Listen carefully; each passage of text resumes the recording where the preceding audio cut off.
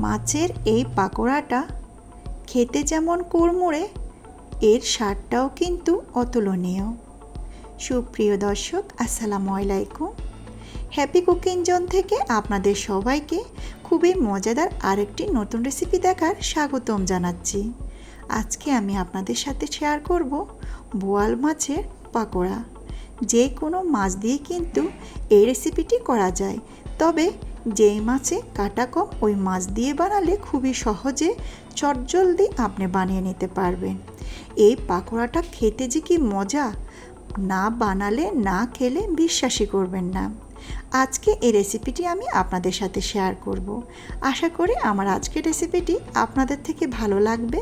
ভালো লেগে থাকলে প্লিজ রেসিপিটি কেটে দেখবেন না, ফুল রেসিপিটা দেখবেন এবং ভালো লেগে থাকলে একটা লাইক দিবেন।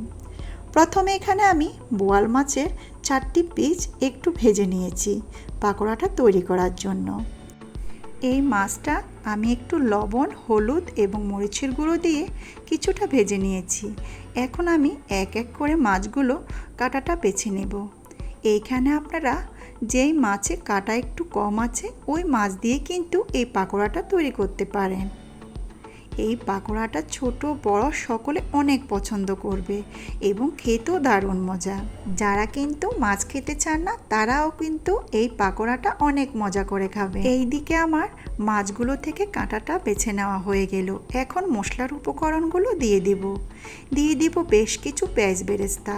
এখানে কিন্তু কাঁচা পেঁয়াজ দিলে এই পাকোড়াটা খেতে একটু ভালো লাগবে না। আদা রসুনের পেস্ট দিয়ে দিলাম 1 চামচ করে। 3 থেকে 4টি কাঁচামরিচ কুচি করে দিয়ে দিলাম। গরম মশলা দিয়ে দিলাম 1 চামচ এবং আমার ঘরেই ভেজে রাখা কিছু মশলা দিয়ে দিলাম 1 চামচ। দিয়ে দিলাম স্বাদ মতো লবণ, ধনিয়া কুচি দিয়ে দিলাম বেশ কিছু। 1.5 টেবিল চামচের মতো লেবুর রস দিয়ে দিলাম। সাথে অ্যাড করব বেডগ্রাম। এই উপকরণগুলো দিয়ে হাত দিয়ে ভালোভাবে মিশিয়ে নিতে হবে।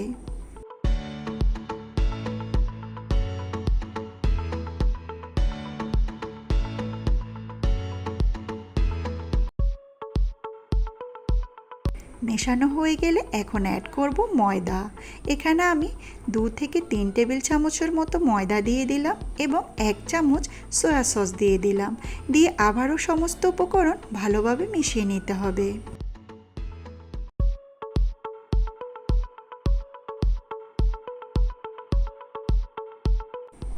মেশানো হয়ে গেলে এক সাইড করে রেখে দিলাম। অন্যদিকে এই পাকোড়াটা কোট করার জন্য কিছু উপকরণ নিয়ে নিলাম কিছুটা চিঁড়া এবং 2টো ডিম ভালো করে ফেটিয়ে নিয়ে নিলাম সাথে কিছুটা বেডগ্রাম। এখন আমি এক এক করে পাকোড়াগুলো তৈরি করে নেব।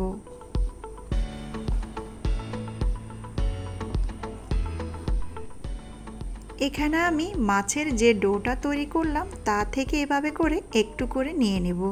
হাতের মাঝখানে এভাবে করে গোল করব প্রথমে, তারপরে লম্বা আকৃতি করে হাত দিয়ে একটু চেপে দেব। আপনারা যেভাবে তৈরি করেন, যেভাবে পছন্দ ওইভাবে শেপ দিয়ে এই পাকোড়াটা তৈরি করতে পারেন, তবে আমি আজকে এভাবে করে তৈরি করব। এক এক করে এভাবে সমস্ত পাকোড়াটা আগে বানিয়ে নিচ্ছি। আপনারা চাইলে কিন্তু এই পাকোড়াটা তৈরি করে ডিপ ফ্রিজে রেখে অনেক দিন পর্যন্ত সংরক্ষণ করতে পারবেন। এভাবে করে বানিয়ে যে কোনো বক্সে ভরে ডিপ ফ্রিজে রেখে দিতে পারবেন। 2 থেকে 3 মাস অনায়াসে রেখে খাওয়া যাবে। আর নর্মাল ফ্রিজে রাখলে 2 থেকে 3 দিন রাখতে পারবেন।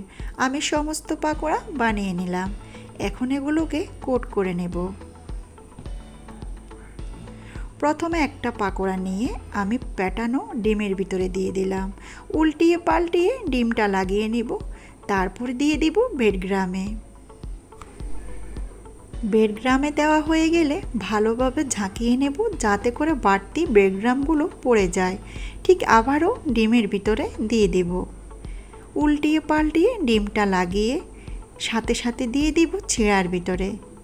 একটু চেপে চেপে ছিঁড়াটা লাগিয়ে নেব যাতে করে পাকোড়ায় সমস্ত জায়গায় ছিঁড়াটা লাগে। তাহলে এই পাকোড়াটা খেতে অনেকটাই মচমচে হবে। এই তো আমি একটা বানিয়ে নিলাম। এভাবে করে আমি বাকিগুলো কোট করে নিচ্ছি।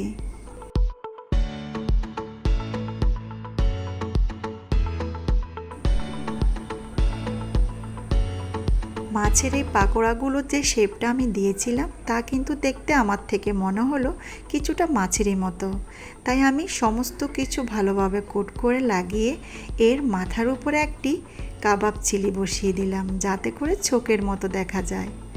দেখেন তো কেমন দেখাচ্ছে, মাছের মতো দেখাচ্ছে না? ঠিক একইভাবে আমি সমস্ত পাকোড়াগুলো বানিয়ে নিলাম। বানানোর শেষে সবগুলো মাথার উপরে একটি করে আমি চোখ বসিয়ে দিলাম, মানে কাবাব চিলি বসিয়ে দিলাম, যাতে করে দেখতে একদম মাছের মতো দেখা যায়। আমার থেকে কিন্তু এই পাকোড়াগুলো দেখতে একদম মাছের মতোই দেখাচ্ছে, খুবই সুন্দর লাগছে। আপনাদের থেকে কেমন লাগছে অবশ্য কমেন্ট করে জানাবেন। তারপরে এগুলো ভাজার জন্য তেলটা একটু মিডিয়াম আঁচে রাখতে হবে। এক এক করে পাকোড়াগুলো উল্টিয়ে পাল্টিয়ে আমি গোল্ডেন ব্রাউন করে ভেজে নিচ্ছি। পাকোড়াগুলো ভাজার জন্য যখন তেলে দিবেন মনে হবে যেন গোটা গোটা মাছ ফ্রাই করছেন। দেখেন চিড়াগুলো দেখতে মাছের আঁশের মতো লাগছে, দেখতে খুবই সুন্দর দেখাচ্ছে। খেতে যেমন মজা, দেখতেও তেমন সুন্দর। আমি সবগুলো পাকোড়া এক এক করে ভেজে নিচ্ছি। এই মজাদার মচমচে পাকোড়া রেসিপিটি আপনাদের থেকে কেমন লেগেছে জানি না।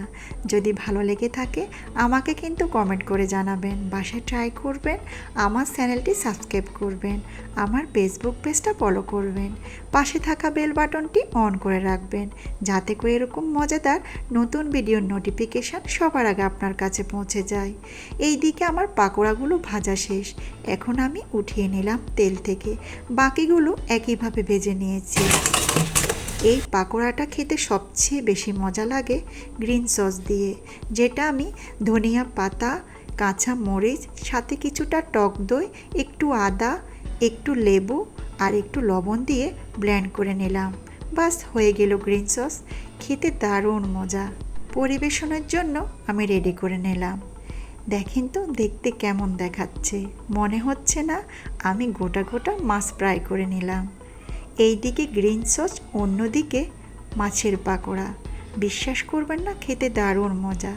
দেখেন কতটা মচমচে হয়েছে, আমি একটা আপনাদেরকে দেখাচ্ছি। ভিতরটাও খুব ভালোভাবে হয়েছে। গ্রিন সসের সাথে এই পাকোড়াটা খেতে কী যে মজা, বিশ্বাস করবেন না যতক্ষণ পর্যন্ত না বাসায় ট্রাই করবেন।